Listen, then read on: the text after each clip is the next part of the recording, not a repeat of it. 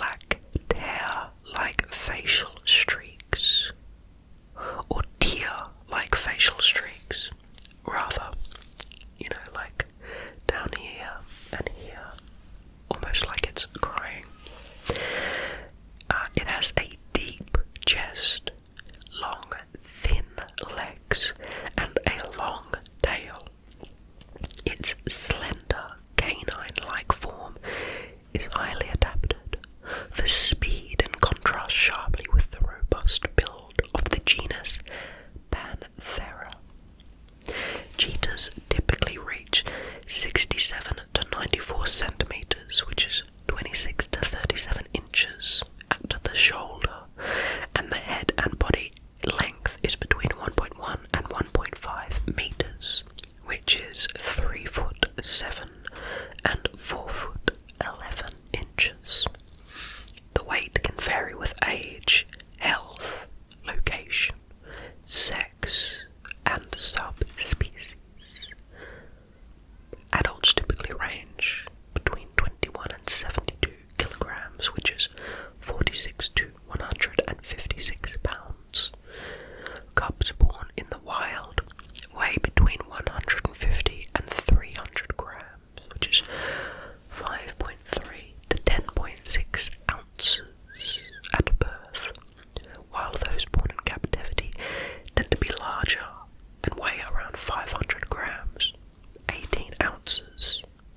Cheetahs are sexually dimorphic, which means that their biology causes them to have some inherent physiological differences between males and females, as the same is with humans, with males larger and heavier than females, but not to the extent seen in other cat species. Studies differ significantly on morphological variations among these subspecies. The coat is typically tawny to creamy white or pale buff, darker in the mid-portion. The chin, throat and underparts of the legs and the belly are white and devoid of any markings. The rest of the body is covered with around 2,000 evenly spaced, oval or round, solid black spots, each measuring roughly 3 to 5 centimeters, which is 1.2 to 2 inches. Each cheetah has a distinct pattern of spots which can be used to identify unique individuals. Besides the clearly visible spots, there are other faint, irregular black marks on the coat. Newly born cubs are covered in fur with an unclear pattern of spots that gives them a dark appearance, pale white above and nearly black on the underside.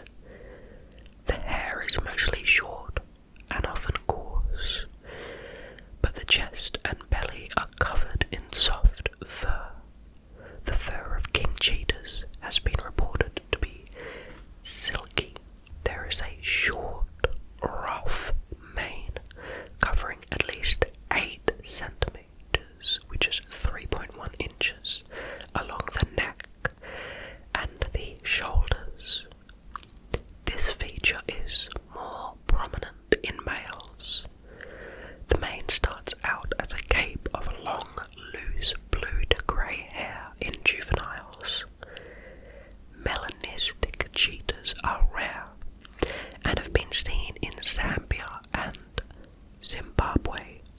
In 1887 to 1878, Slatter described 2 partially albino specimens from South Africa. The head is small and more rounded compared to big cats. Saharan cheetahs have canine-like slim faces. The ears are small, short and round. They are tawny at the base and on the edges are marked with black patches on the back. The eyes are set high and have round pupils. The whiskers, shorter and fewer than those of other felids, are fine and inconspicuous. Remember what felids means. It means something that's a characteristic of a feline. A felid is a feline. The pronounced deer streaks or malar stripes, unique to the cheetahs, originate from the corners of the eyes and run down the nose to the mouth. The role of these streaks is not well understood. They may protect the eyes from the sun's glare,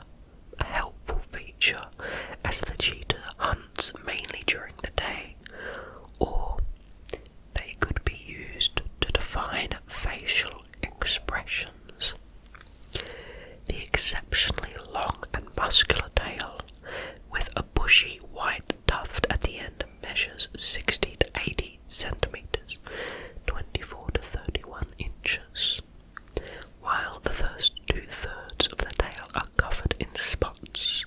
The final third is marked with 4 to 6 dark rings or stripes. The cheetah is superficially similar to the leopard, but the leopard has rosettes instead of spots and lacks tear streaks. Moreover, the cheetah is slightly taller than the leopard. The serval resembles the cheetah in physical build, but it's significantly smaller. It has a shorter tail, and its spots fuse to form stripes on the back, kind of like the type of cheetah we found called the king cheetah. The cheetah appears to have evolved convergently with canines in morphology and behaviour. It has canine features such as a relatively long snout, long legs, a deep chest, tough paws, and blunt semi-retractable claws. Remember what convergent evolution was, dear friends. Convergent evolution means that two different species of animals, because they play a similar role in their ecological niche, meaning they do similar things, means that they evolve to be similar without necessarily being genetically related. So this is saying that cheetahs became more like dogs because that was their role, but they aren't really related to dogs. Very interesting. The cheetah has often been likened to the greyhound, as both have similar morphology and the ability to reach tremendous speeds in a shorter time than other mammals. But the cheetah can attain higher maximum speeds. Now let's talk about the internal anatomy. Sharply contrasting with the big cats in its morphology, the cheetah shows several adaptations for prolonged chases to catch prey at some of the fastest recorded speeds. Its light, streamlined body makes it well suited to short, explosive bursts of speed, rapid acceleration, and an ability to execute extreme changes in direction while moving at high speed. The large nasal passages accommodated well due to the smaller size of the canine teeth ensure fast flow of sufficient air, and enlarged heart and lungs allow the enrichment of blood with oxygen in a short time. It seems like they're primed biologically to run. This allows cheetahs to rapidly regain their stamina after a chase. That's a bit freaky. During a typical chase, their respiratory rate increases from 60 to 150 breaths per minute. Wow, that is so fast. Like, really fast breathing. Moreover, the reduced viscosity of the blood at higher temperatures, which is common in frequently moving muscles, could ease blood flow and increase oxygen transport. The reduced viscosity. Viscosity is kind of like how thick a liquid is, kind of like honey. So if it's lower in viscosity, it means it's a thinner liquid, closer to water, which means it pumps through the body easier than if it was thicker.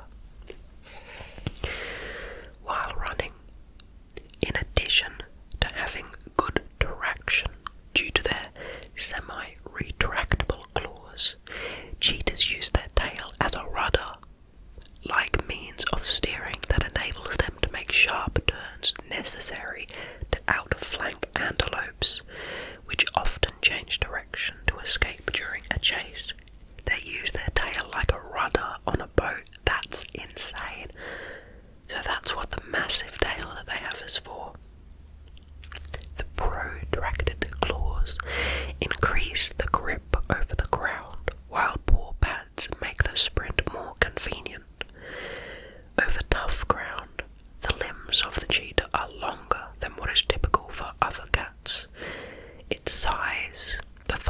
muscles are large and the tibia and fibula are held close together, making the lower legs less likely to rotate.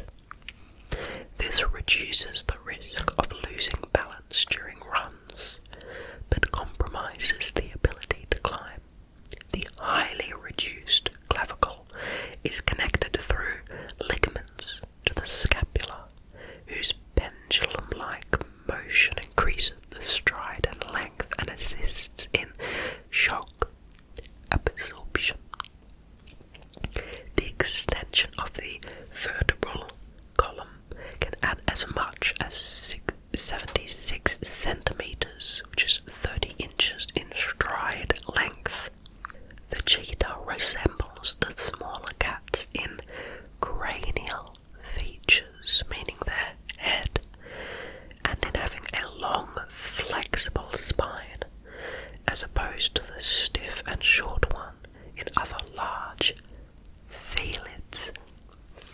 The roughly triangular skull has a light, narrow bones and the sagittal crest is poorly developed, possibly to reduce weight and enhance speed. The mouth cannot be opened as widely as in other cats, given the shorter length of the muscles between the jaw and the skull. I think in humans that's called the masseter muscle, but I can't exactly remember. Moreover, a study suggested that the limited retraction of the cheetah's claws may result from the earlier truncation of